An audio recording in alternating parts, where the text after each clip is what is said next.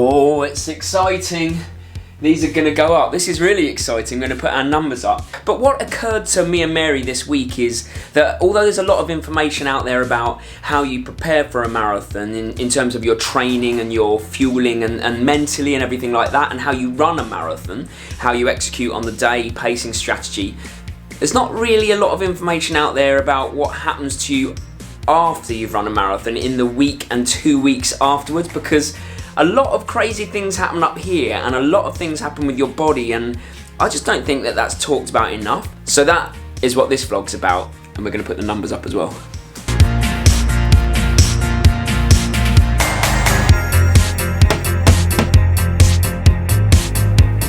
Okay, here's the deal. After a marathon and recovery from it is equally as important as the lead up to it and the racing of the marathon. Get it wrong and you could lead to overtraining or injury. Get it right and you could be in a position to absolutely smash your next training block and your next race. Woohoo! Check it out! It's just a start, but it's looking good. So if I could give you one piece of advice over anything else, and I'm going to give you more in the vlog by the way, but if I could give you one piece of advice, it would be that you have to treat your training like life, and marathon training or whatever it is like life. And what I mean by that is there are ebbs and flows in lives, there are ups and downs, peaks and troughs, whatever you want to call them, and it's the same with marathon training or any long distance training. You can't maintain your top level of race fitness throughout the season because you'll go stale, plateau, or overtrain. And what you've actually got to do is let your foot off the gas a little bit. Allow yourself to rest for a little while after your marathon, and that way, by the time you're ready to go again, you're going to be fresh enough to not only match your previous fitness levels, but to smash them, because you'll be fresh enough to get that proper training in rather than training on stale legs. For the first 5 days after the marathon, I focused on the turbo trainer, starting with an easy ride to spin the lactic acid out, and Mary took advantage of the full rest her body needed, and because she hates turbo trainers. Well, these are slightly different conditions to Seville, aren't they? Yep.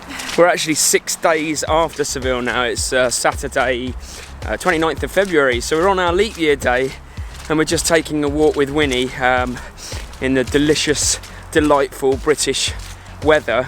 We were just talking about the marathon, and Mary, you still feel a bit kind of, your legs are still tight and you feel maybe injured. Yeah, like mainly my right leg, the side of the knee and the Achilles are like and my point to Mary was, a marathon takes a long time physically and psychologically to recover from. It's not an overnight thing. You might get to 6 days and be frustrated that you haven't been out running yet, because how many runs have you done? 0. How many runs have I done? 0. So we haven't run since the marathon, and that was 6 days ago, and that's okay. Because once again, as I always say, we're treating this like a lifetime thing. There's no rush to get back into it. We've got our goals for our next races, but it's all planned. We know what we're doing. What I would say, the message I would send in terms of when should you run after a marathon, it would be when you're psychologically ready rather than physically. That you might get to a point in 7 or 8 or 9 days after the marathon where you're a bit like, physically you feel all right. Are you still mentally fatigued? Of course you are. Just run a marathon. It takes a lot out of you, physically and mentally, and actually probably as much mentally as physically. Don't always think you have to rush back into your training. Take your time and get back out there when you're mentally ready, because that will be the best run. Don't force it. There's no rush. You're doing this for life, right?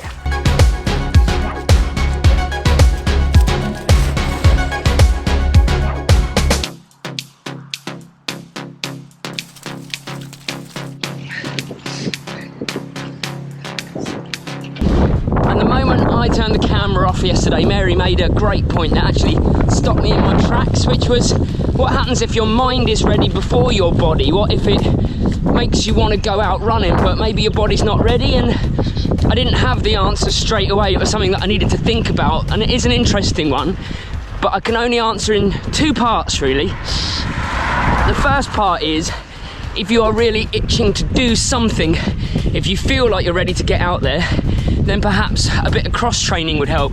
Like me, I still haven't run yet, and it's a week later, but I'm out on my bike and I'm getting the kind of exercise hit I need. The other thing is, and this is not a great answer, but it's the answer I have, and you have to build up a bank of experience in this. If you feel like you want to go out and run, then do it and learn from experience. But really, oh no, I'm going uphill in a hard gear.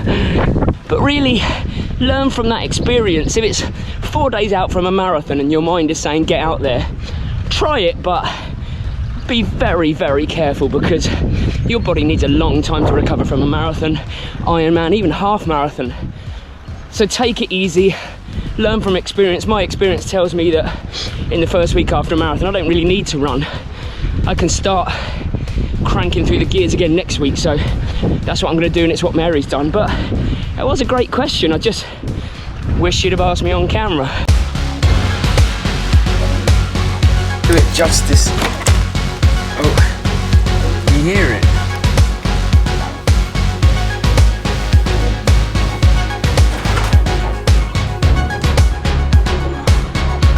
Honestly, this weather is awful. Oh, screen is so bad out here. What am I doing? Hopefully about to love it. This feels good. I mean, the weather is awful, but it just feels right again to get out there. I feel like I got it right. I feel like I got the timing right. You know, I was able to focus on the bike and swim for a little bit, but this is the right time to get out on the run. And that's very hard considering I'm basically a triathlete, but from a runner background. So I find not running particularly difficult above cycling and swimming, but I had to give my legs that time if I want to go hard for London and beyond. And that is the ultimate goal, really.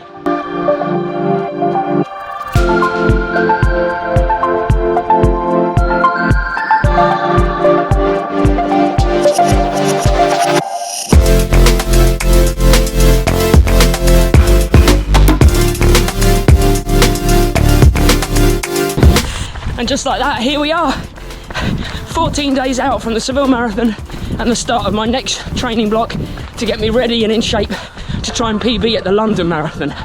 Oh, just been for a long 20-kilometre easy run. Legs, I'm gonna be honest, don't feel great, need a little bit of work, but if there was gonna be one more piece of advice I would give to you, if you wanna make running a lifelong relationship, then I'm gonna need to do it when I get back to the studio after I've showered down Winnie and had a shower myself. Oh, fun times. Oh my goodness, my legs are cooked after that run, after that bike yesterday. But I'm really happy to say that my official training block for London has started here today, and I'm really excited about what potentially I'm able to do come London Marathon in April.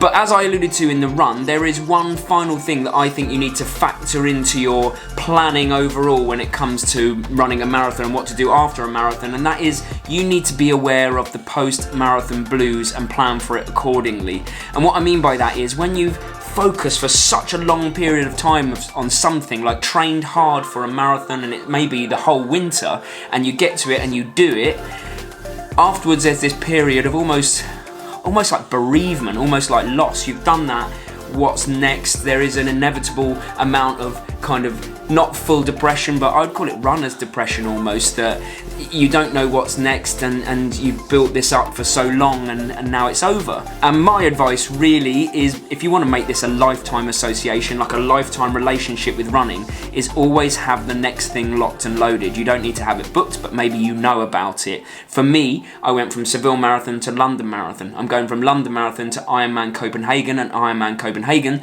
to the New York Marathon, and then next year hopefully more. So I've always got something in there so that the post-marathon blues doesn't last too long. And that would be my advice to you, is just be prepared for it, because it's a real thing, and factor it in and plan accordingly. And that is the best advice that I can give you, really, and I hope it has helped. Coming up this Tuesday, I had an amazing chat with Dan Mapp, who is a fantastically fast runner, really good guy, and he told me about how he found his love for running, how he gets so fast, what types of sessions he does, and we just basically had a chat about life. So I'm looking forward to sharing that one with you as well on Tuesday. As always, hope this has helped. I'll see you soon.